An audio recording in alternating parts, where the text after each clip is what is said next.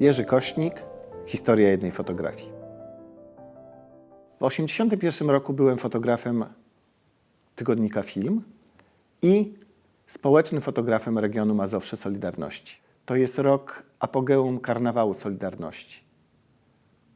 Czasu, w którym wszyscy Polacy, praktycznie wszyscy, uwierzyli, że Polskę można zmienić na lepsze. Ale jest maj 1981 roku, wybieram się na Festiwal Kaneński.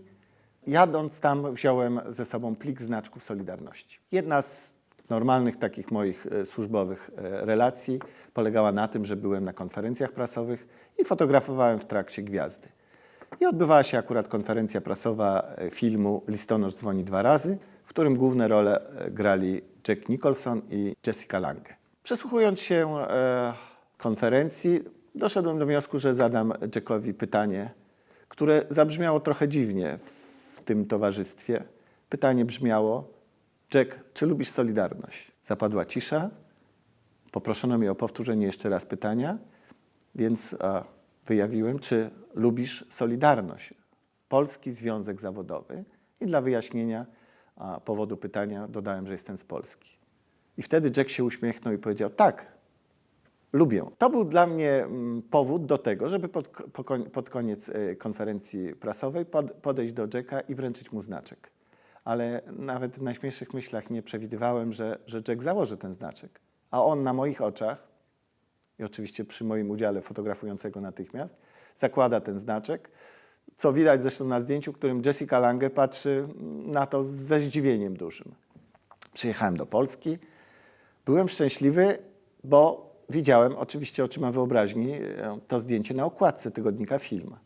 Ale mój naczelny, taki typowy politruk, od razu do mnie powiedział, żebym sobie wybił z głowy to zdjęcie na okładce, czego absolutnie wtedy nie rozumiałem, bo maj 1981 roku nie było nawet śladów tego, że lada moment przyjdzie grudzień.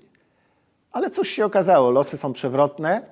Inny naczelny, też w końcu polityk i członek PZPR-u, Rakowski, późniejszy premier, zaprosił właśnie mnie, żebym to zdjęcie dał na okładkę jego tygodnika, który się nazywał Polityka.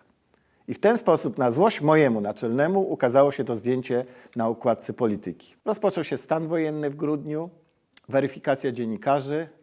To zdjęcie zaważyło na moim losie, zostałem wyrzucony z redakcji Filmu. Dzięki temu moje losy się zmieniły diametralnie i można powiedzieć znacznie najlepsze. Zacząłem pracować dla największej na świecie francuskiej agencji Gamma. Cieszę się, że zrobiłem to zdjęcie. Cieszę się, że w 2014 roku to zdjęcie zostało przypomnione i ten wspaniały gest znakomitego aktora, który zrobił coś, co przekraczało zwykłe formy uprzejmości. Zrobił coś, co dla nas Polaków jest bezcenne, a jego też bardzo dobrze sytuuje w naszej pamięci. To była historia jednej fotografii. Mojej fotografii wykonanej przeze mnie w 1981 roku. Jacka Nicholsona ze znaczkiem Solidarności.